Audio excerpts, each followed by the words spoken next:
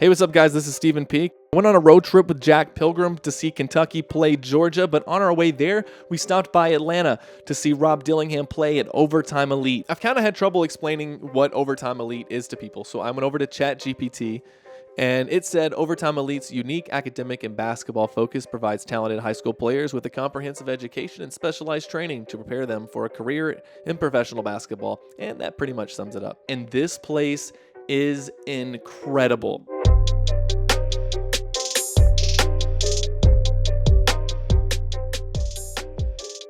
Before our tour, of course, Jack and I had to get up a few jumpers. This place is absolutely insane. They're getting the best trainers, the best medical staff, with workouts specifically tailored for them. This is the players' lounge where they can hang out in between classes and workouts. There's a film room. This place even has its own barbershop. Of course, this is where some of the players go to school, so we went and checked out the classrooms to see what they're learning. And I love these individual soundproof like phone booths. There's the social media team. And then we went to the control room. This is crazy. This is for a broadcast, for a full Amazon broadcast. But remember, most of these guys are in high school. And that's the reason we're here. Rob Dillingham with the Cold Hearts. I really like this kid's ball handling ability. And his passing. He's got great court vision. Shot selection could be better, but that's obviously fixable.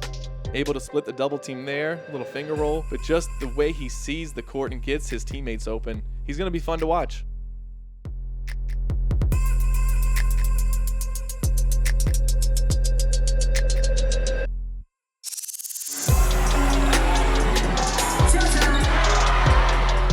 Of course, the Thompson twins is who we played against. They're going to the NBA next season.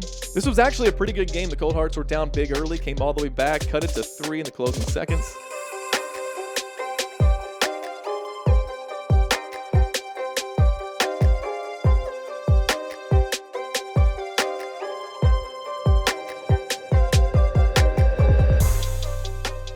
And let me just show you some of the features that this place has. Yep, that's a wire cam for the broadcast on Amazon and on YouTube. There are box suites at each corner. There are courtside seats, a team shop. Look at the graphics and everything on the scoreboard. It's really cool getting the fans into it with the thunder sticks. And this is the big bonus. It's totally different. I actually like it. It's very different from how you do the bonus in regular basketball. And let me just pause it right here as I try to explain this to you. The kid in the red committed a foul, and that puts the team in the blue in the bonus. But instead of shooting free throws, which can get really boring, take that guy out, and now it's a 5-on-4. But what you'll see here as we continue to play, the red team also has to put a player below the baseline out of bounds. And so basically it's a 5-on-3. Dillingham the extra pass, his teammates open, he hits a 3. That's way more fun than shooting the 1-and-1. That rule changes in the final 2 minutes, by the way.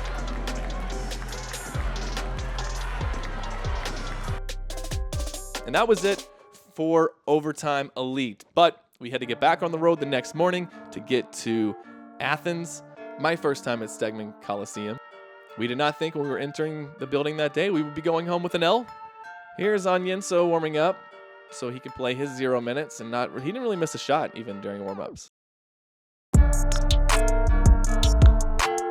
They do a light show also, and everyone participates, including this guy who definitely doesn't want to.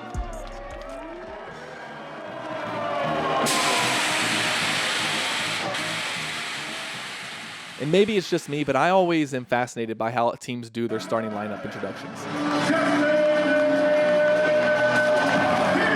Then it was time for tip-off in Athens, Georgia. So I had to get to my seat right next to a Kentucky bench that never got more excited than this, really, all game. Mitch Barnhart, he looks just as excited.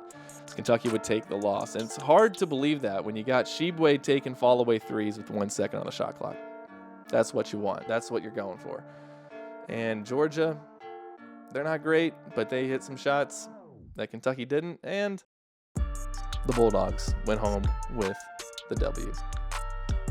And then I would leave on a make.